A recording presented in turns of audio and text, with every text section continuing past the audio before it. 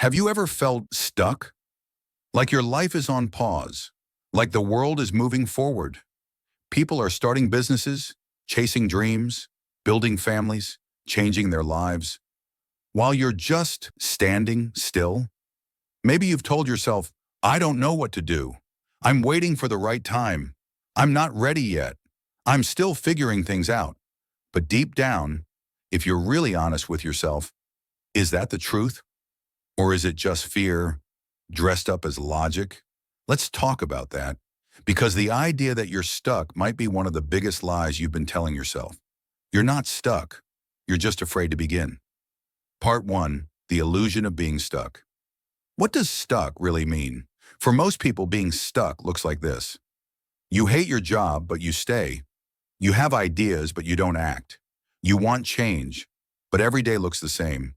You scroll through life, watching others live it, while convincing yourself maybe next month, maybe next year. It's the same loop: desire, doubt, delay, disappointment, repeat. But here's the truth. Being stuck isn't a situation. It's a state of mind. Let me say that again. Being stuck is not a fact. It's a feeling. And that feeling often comes from fear. Part 2, the hidden fears behind stuck. What are you really afraid of? When someone says, I'm stuck, what they often mean is, I'm afraid I'll fail if I try. I'm afraid I'll be judged. I'm afraid it's too late for me. I'm afraid to start because then I have to commit. I'm afraid of not being perfect the first time. Sound familiar? These fears are normal. They're not proof that you're weak. They're proof that you're human. But they only control you if you let them, because fear is a liar, a clever one. It doesn't scream. It whispers. It says, play it safe. What if it doesn't work? What if people laugh? What if you're not good enough? And worst of all, it says, just wait. Fear disguises itself as rational thinking. It convinces you that caution is wisdom, that delay is strategy, and that later is a safe place. But later is a trap, because later becomes never, and never becomes regret. Part 3, the real cost of staying still. Let's be honest, doing nothing feels safe. No risk, no exposure, no failure. But do you know what it actually costs you? Time you'll never get back, opportunities you'll never see, growth you'll never experience. Because here's the brutal truth. Staying in the same place is not the same as staying safe. You're either growing or decaying. There's no neutral. You might say, but I don't know what I want, or I'm not sure where to begin. Fair. But let me ask you this. Have you actually tried? Or have you just thought about trying? Have you taken one step? Or have you just researched, planned, and waited? There is no perfect plan. There is no ready enough. There is only now. And right now, you have a choice. Turn 4, how to break the illusion and begin again. So, how do you start when fear has you frozen? Step 1, accept that fear will be there. You don't need to be fearless to move forward. You just need to act while afraid.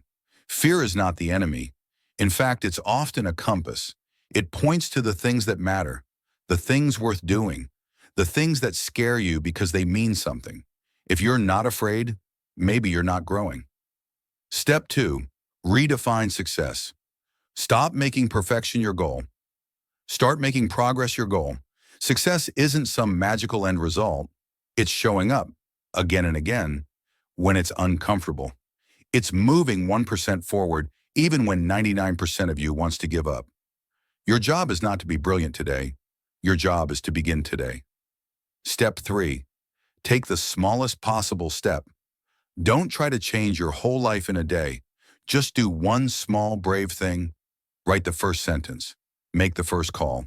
Record the first video. Apply for the first opportunity. Wake up 15 minutes earlier. Momentum doesn't start with a leap. It starts with a shift, a whisper, a decision. Step 4, build proof, not perfection. Every time you take action, even imperfect action, you give your brain new evidence.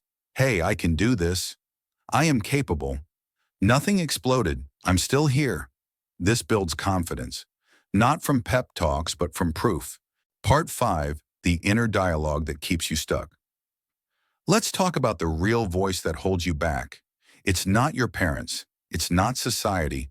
It's not the algorithm. It's you. The quiet inner dialogue that says, who do you think you are? You're too old. You always quit anyway. No one's watching. You'll never be like them. That voice is not your truth. It's your old programming, a loop created by fear, failure, and false beliefs. You don't have to believe that voice anymore. You can talk back. You can say, I'm not perfect, but I'm willing. I'm not there yet, but I'm moving. I don't have it all figured out, but I'm done waiting. Part 6, from thought to identity. Starting something new isn't just a decision, it's a shift in identity. You stop saying, I want to write, and you start saying, I am a writer. You stop saying, I want to get healthy, and you start saying, I'm becoming the kind of person who values my body. Identity is powerful because once you see yourself differently, you act differently. And actions create habits. Habits create momentum. Momentum creates transformation. Part 7, real stories, real starts. Let me tell you this. The person who runs marathons now once got tired walking upstairs. The person who inspires you with their content once sat alone with 0 followers. The entrepreneur you admire once had no idea what they were doing. Everyone you respect today started scared. Everyone successful was once a beginner. They didn't wait to feel ready. They started anyway. And every day they chose again to keep showing up, to keep getting better, to keep moving, even when it felt slow, awkward, and uncertain. Part 8, your life is waiting. So here's the question. What would your life look like if you started today? Not tomorrow, not when you have more time, not when it's less scary. Today. What would happen if you stopped stalling and started doing? What if you embraced the discomfort of beginning, just like every person who ever made something meaningful? What if you stopped calling yourself stuck and started calling yourself in motion?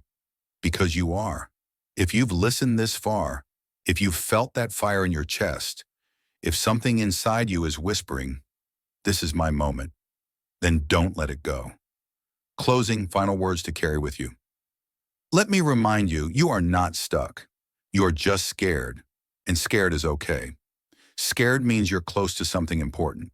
Scared means you're alive. But staying stuck, that's a choice. So today, choose to begin. Not because it's easy, not because you feel ready, but because you're done waiting, because you're done watching others live the life you know you're capable of. Because deep down, you know you were never stuck. You were just afraid, but not anymore. This is your beginning.